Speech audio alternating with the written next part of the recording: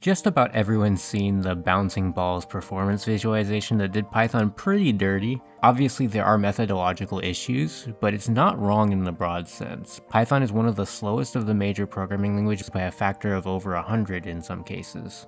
From simple platformers to multiplayer VR shooters, I can't stop making games with Python regardless. It's just fun. So what happens when I want to add the famously most computationally expensive feature to my games? Physics. Well, I've been working on a bunch of physics-dependent games and there are two major options. 1. Write a physics system so performant that a 100x slowdown isn't even an issue. Or 2. Use Python's special feature that has made it the most popular language in the world. For most, but not all of my games, I've taken option number 1. Let me introduce you to axis-aligned bounding boxes. Axis-aligned bounding boxes, or AABBs, are boxes with their edges aligned to dimensional axes, most commonly rectangles in 2D or rectangular prisms in 3D, but theoretically they apply to any number of dimensions, even 4D. However, if you rotate a rectangle, it's no longer an AABB because it must be axis-aligned by definition. If we restrict our environment to AABBs, this lets us do some insanely efficient physics. But first, what even is physics in game development? There are two key components that we care about here: collision detection and collision resolution. If a player walks into a wall, you must first detect that they hit the wall, then figure out where the player should be placed instead. AABBs make this super easy. Let's consider the one-dimensional number line so simple a child could understand. If the right side of line 1 is to the right of the left side of line 2, and the left side of line 1 is to the left of the right side of line 2, then the lines must be overlapping. If you assume that the two lines were not previously overlapping, and you know which direction line 1 was moving relative to line 2, you can know where to place line 1 relative to line 2 to resolve the collision. If moving to the right, place the right side of line 1 to the left of line 2, and do the opposite for the other direction, and you've got a physics algorithm that is both incredibly stable and fast. It turns out that as long as you break movement into each axis, so 3 movement steps in 3D, you can have reliable physics in any number of dimensions as long as everything is axis aligned. If you use location-keyed hash maps or just an n-dimensional array of air or hitboxes, you can have instantaneous collider lookup for any position with any number of physical objects.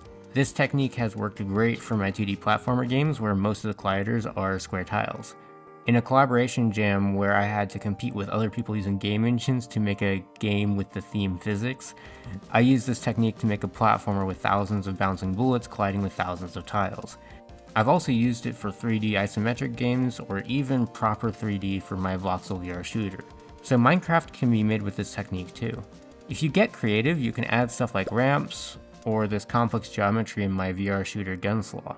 The table is made up of 5 AABBs with efficient lookup, so I can spray it with bullets just fine. This approach runs buttery smooth in Python, but as soon as you want to rotate something or deal with polygons, there's a bit of a problem. First off, regardless of language, writing a full physics engine is not an easy task, and even if you did, there would be scalability issues if you did it in Python with the standard interpreter. So what now? I've mentioned in another video that sometimes you can solve these problems by running tasks on the GPU, which doesn't work for physics, or using compiled Python with something like PyPy, but there's a better solution here. Python is not just a scripting language with an easy to understand and fundamentally convenient syntax. It also has great support for C or C++ extensions and shared libraries that allow for any part of the software to be written in C or C++ and bundled up with Python bindings as redistributable modules. Modules can handle all of the hard stuff, so Python users can focus on getting things done. It doesn't matter if the Python interpreter is slow if the modules themselves are fast. The blend of Python syntax and huge ecosystem of great modules has made it a truly general-purpose language. AI and machine learning are computationally expensive fields where Python has a strong presence with modules like PyTorch. Thanks to the need for physics for robotic simulations in the ecosystem, there's a well-maintained physics engine with some nice Python bindings just sitting there waiting to be used in my games, pybullet. Before we can have some physics fun, we need somewhere to have some physics fun. So I made a 3D renderer in Python with Pygame and ModernGL. It can load and render 3D GLTF model files with skinning and animations, although we don't need the animations here. I also have a simple level editor where I can build with simple geometry and place objects. Throw all this together, and I've got myself a nice little room. It's a bit dark though, so let's turn on the lights. Real-time point lights to be specific. So I've been walking around in this room, right? Wrong. I can walk through walls.